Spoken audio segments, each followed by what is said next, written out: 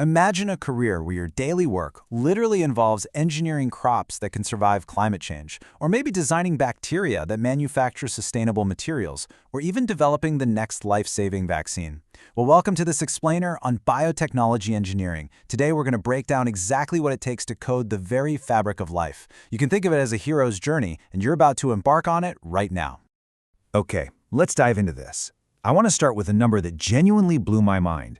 $150 billion. That is the massive bioeconomy target India has set for the year 2025 alone. We aren't just talking about some niche lab research here. This is a strategic global powerhouse. That's the incredible scale of the industry you could be a part of, with companies producing everything from billions of vaccine doses to next-generation biofuels. So here's our roadmap for today. First, programming life, the basics. Then, the biotech student journey. After that, a day in the lab, followed by careers and compensation, AI and the future, and finally, is this your path? I promise you a brutally honest look at the training, the daily grind, the actual salaries you can expect, and where this whole field is heading. All right, Section 1, Programming Life, the Basics. You know, when you hear the word engineering, you probably picture steel bridges or lines of computer code. But biotechnology engineering? It's an entirely different beast. You're working with cells, proteins, and DNA. By definition, it's the application of engineering principles to biological systems. So you have to understand how a tiny bacterial cell functions at the microscopic molecular level, but you also have to know how to design a massive 10,000-liter bioreactor to scale it up and keep millions of those cells happy enough to produce human insulin at an industrial scale. And this brilliantly illustrates the core concept. You are essentially programming life to do useful work. Think of it like this. The cells are your hardware, the DNA is your code, and you, the biotech engineer, you are the programmer. You're harnessing nature's own incredible machinery to create solutions that traditional chemistry or mechanical engineering simply can't touch. Moving right along, Section 2, the biotech student journey. If you're an ambitious high school or early college student looking at this path, let's have a quick academic reality check.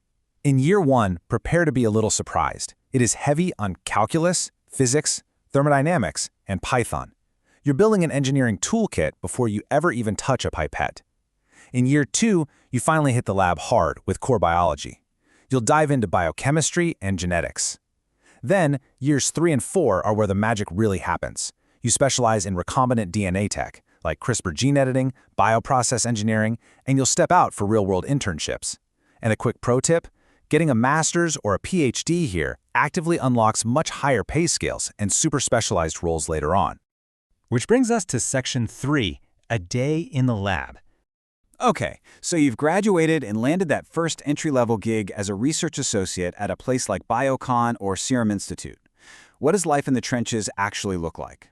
Well, here's your typical 9 to 6 routine. In the morning, you're working under strict sterile conditions in a biosafety cabinet. You're passaging mammalian cells and setting up fast protein liquid chromatography to purify proteins. In the afternoon, you're analyzing that data, plotting graphs, and diving into strict good manufacturing practice documentation. You literally have to log everything perfectly. Then, the evening is all about lab maintenance and prepping for tomorrow. The reality is incredibly meticulous.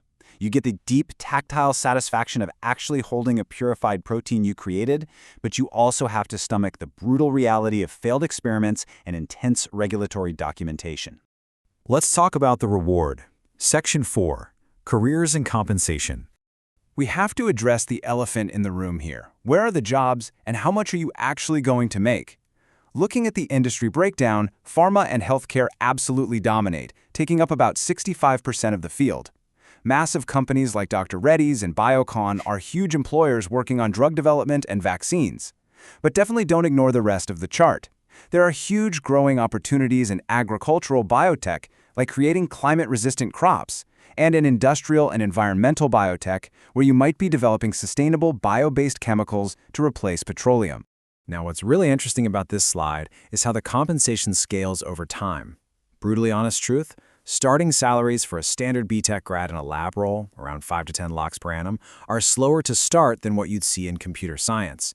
But notice that bioinformatics column right in the middle.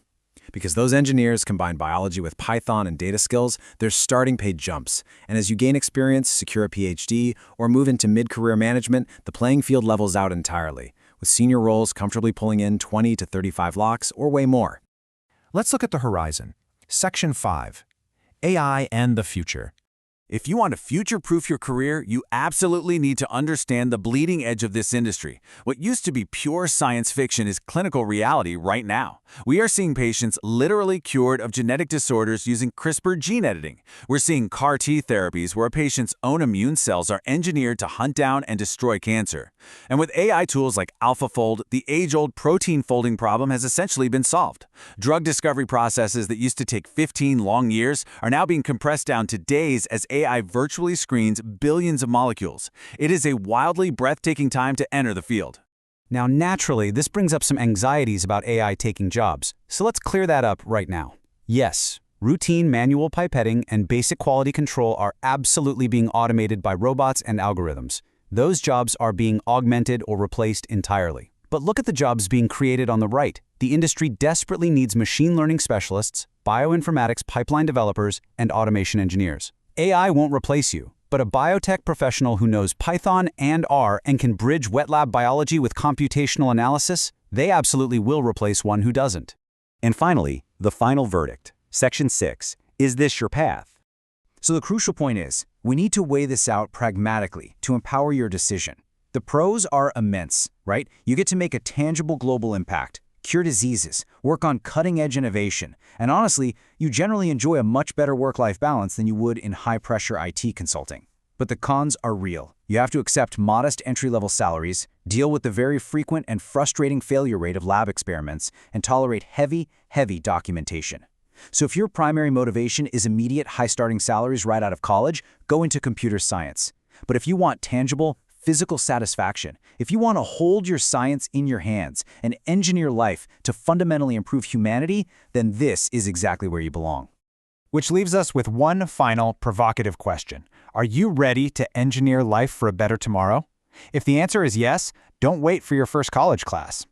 Dive into online courses on platforms like Coursera or edX, start learning a bit of Python, or hey, do some hands-on DNA extraction projects right in your own kitchen to take your first step today.